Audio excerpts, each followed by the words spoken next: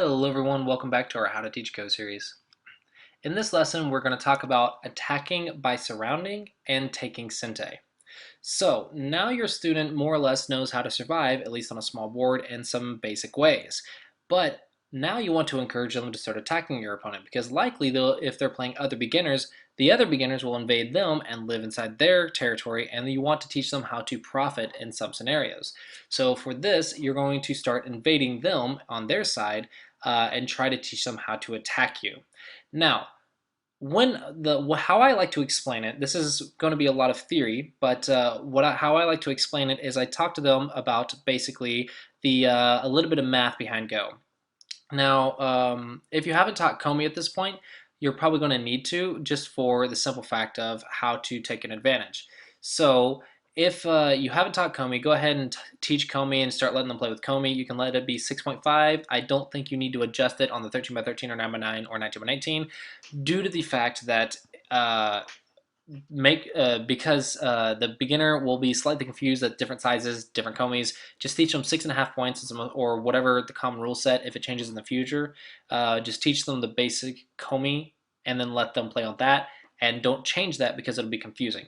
If it's 5.5 in the future or 7.5 in the future, or depending on whatever rule set you're using, whatever your komi is that they're going to be playing with in your country or in your rule set or in your tournaments, go ahead and teach them that komi and just stick with that.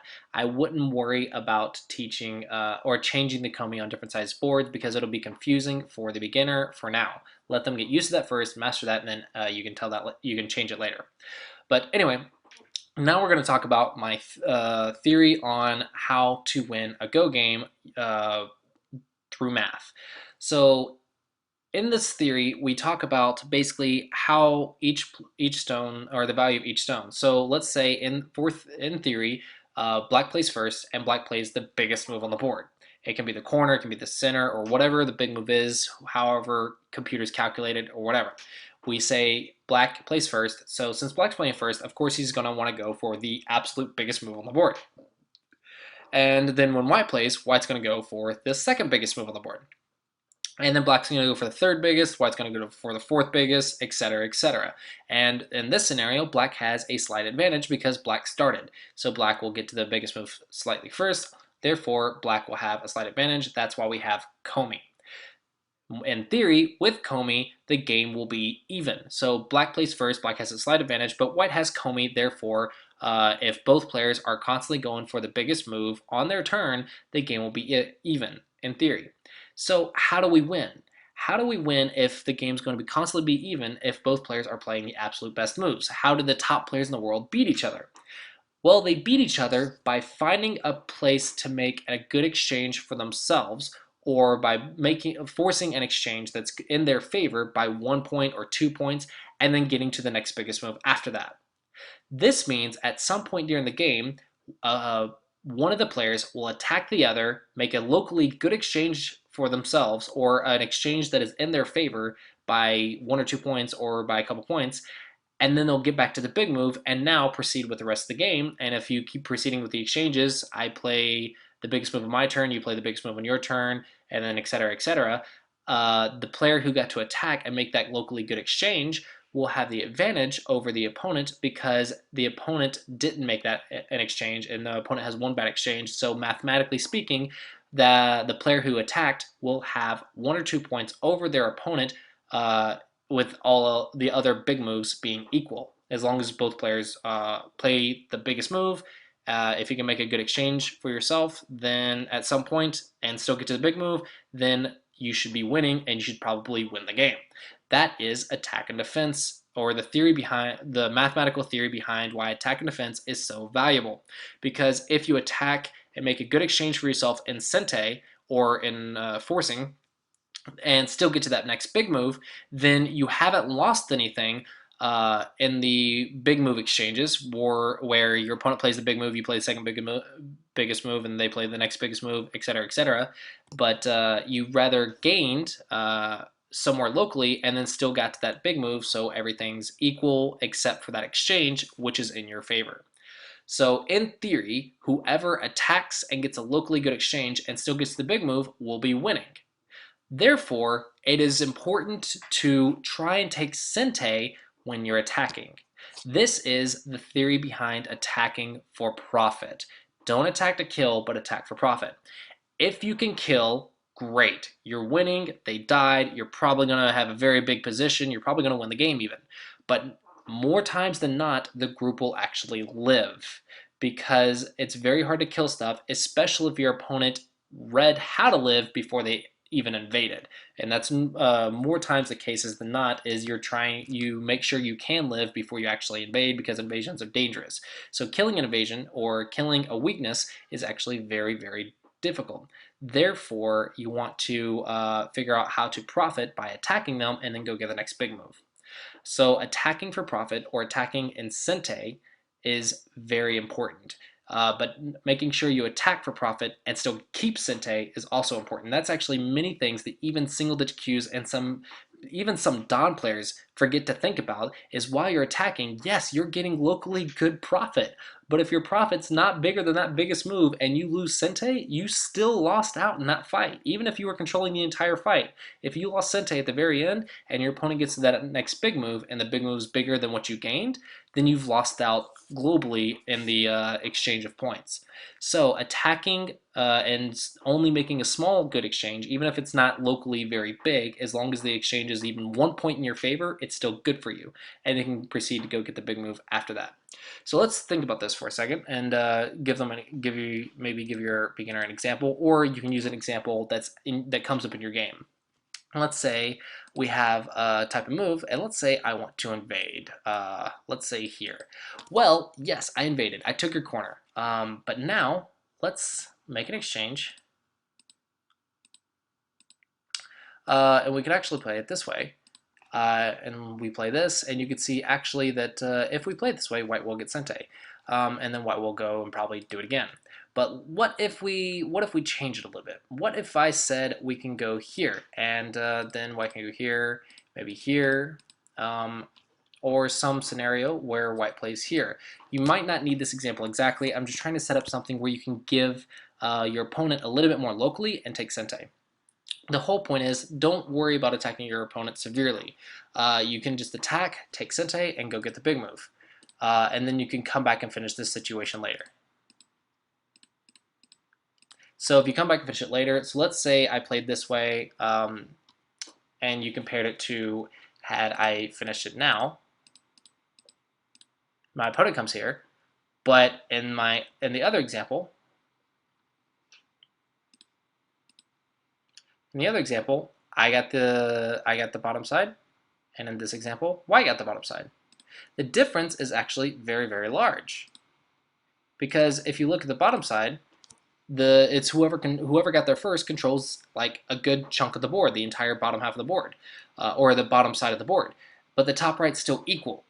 Therefore, it's actually bigger to take Sente right now than it is to finish it locally. Locally, at most I'll lose, let's say my opponent plays here, at most I'll lose is half the side. But then I still get the next move. So actually, locally, if my opponent wants to take half the side, so if I play this way, my opponent doesn't have any points on half the side, and I get thickness. In this case, if I played here, my opponent can take half the side. I still get some thickness, but I get a whole side, and I still get the next move. In addition, had we played it like this, where I messed up, your white would get this side.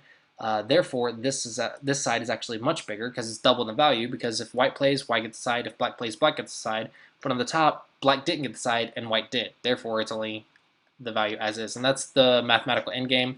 Don't worry about that if you don't understand it. It's not super important. I'm just trying to reiterate the idea that the bottom side is very, very large. If you got it, you can explain it in your own words. If you didn't get it, don't worry about it. It's not super important. I'm just trying to emphasize the idea that whoever gets the bottom side is going to control the bottom side, and the bottom side is very, very big.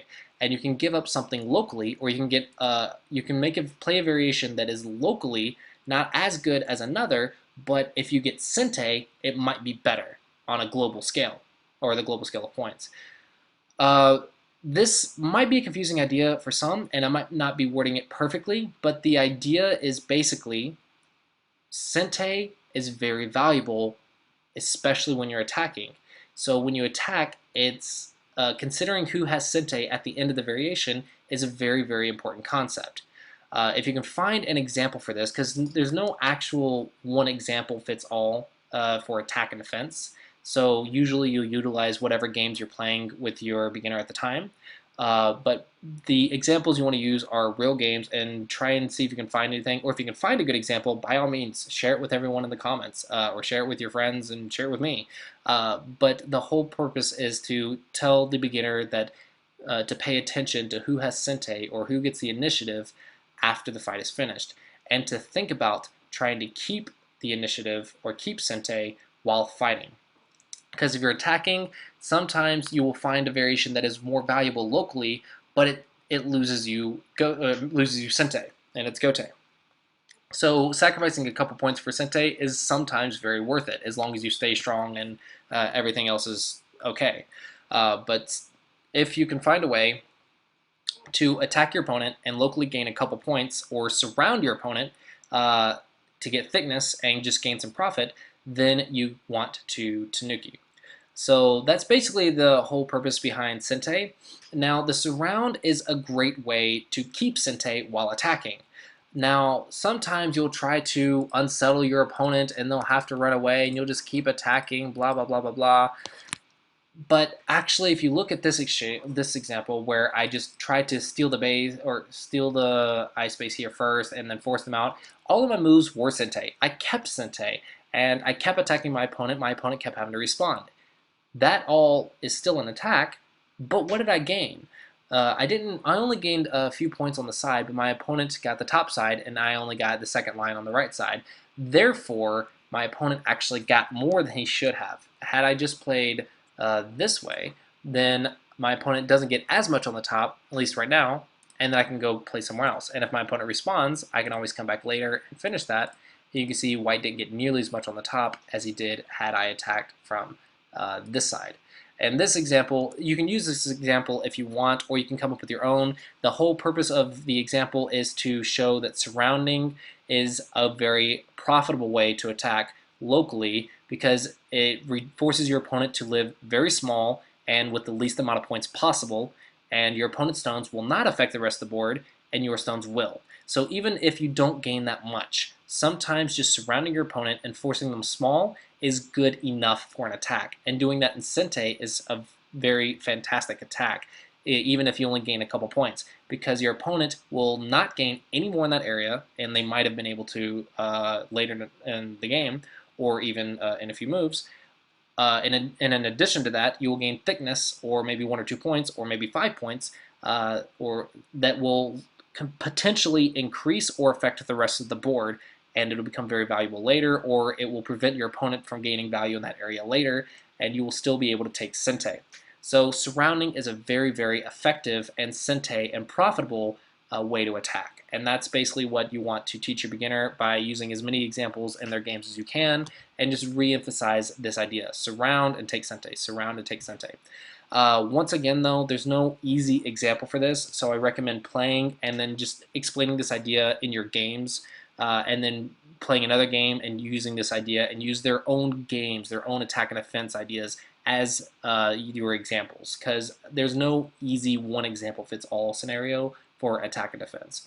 So utilize their own games, and that as their examples, it will actually help them understand more of what's going on, because if they're playing the game, then they understand what their moves are trying to do, so they at least understand most of the game probably.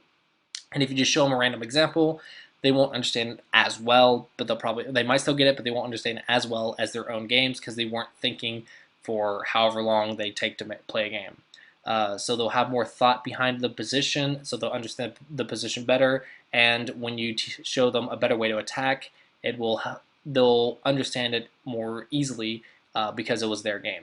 And so just utilize their own games to teach them this concept, surround and take Sente. So I apologize for not having a lot of easy examples for this. This is actually, I find this concept a little difficult to teach myself, but mostly I teach this in game reviews or teaching games or something like that. Game reviews, I think, the easiest way to teach this is using their own games, reviewing it, and then using this concept, surround and take Sente. But all right, thanks for watching, guys. I hope you guys liked this video, and remember to like and subscribe if you are enjoying the series and you like my other Go and you want to see my other Go series. But yeah, thanks for watching, guys. Hope you enjoyed, and I will see you guys next time.